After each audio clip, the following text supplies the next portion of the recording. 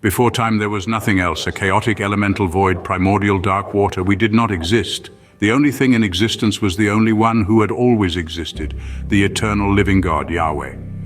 And this is how it remained until God spoke into the nothingness. And by the power of his words he brought forth the universe. His spirit hovered over the darkness, creating everything seen and unseen, natural and supernatural. He created them, everything in the heavens, heavenly hosts, a divine council. The galaxies of stars, great and small, govern the times and seasons of the planets. The sun and the sons of heaven, they are the heralds of his holiness. He created them. But on the particular planet we know as Earth, he created life abundantly. He separated the waters and the dry land. Fish and creatures inhabit the oceans, lakes and rivers, beasts of the field and crawling animals that tread upon the land, birds and all with wings that take flight and rule the skies, all assortments of their kind, each in its own habitat, to multiply and fill the earth.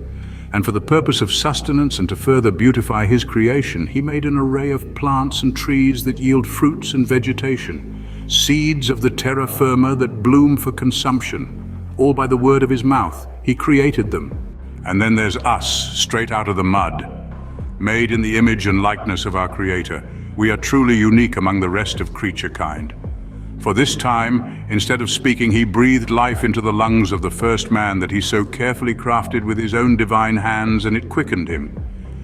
And seeing it not fit for him to be alone in this world, he did it again. He took from Adam's side as a foundation and filled the absence with the woman. He blessed them and placed them in a garden paradise to live in, to eat, to work, to rest, to procreate, a place where communion between heaven and earth was commonplace. It was called Eden, and this would be their provision forever under the covenant condition that they do not consume fruit from the sacred tree of knowledge. Made a little lower than the angels, naked and unashamed, husband and wife, children of God, he created them. But then something went wrong. The seed of rebellion was planted. Now, the place that was once used for communion would become a cosmic battleground. Supernatural contempt for the glory of God led to the poisonous persuasion of mankind to join the resistance and transgress the covenant made with their Creator. And when the temptation and tempter presented itself in the form of a serpent, they eagerly dismissed the consequence of certain death. No longer content to be image bearers, they tried to supplant the Creator's authority. But it was all in vain. They merely traded the truth for a lie. Not only will they now suffer the punishment due, for their sin will also drive a wedge between communion with God, each other, and the rest of the created order.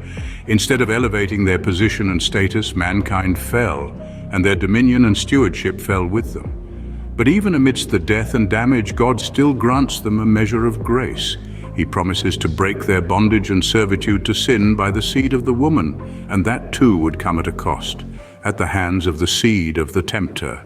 The stage is set. Lines have been drawn. This is war. An ill-fated, misguided attempt at a power grab has rippled throughout the descendants of humanity and the whole of creation ever since. And we're just getting started.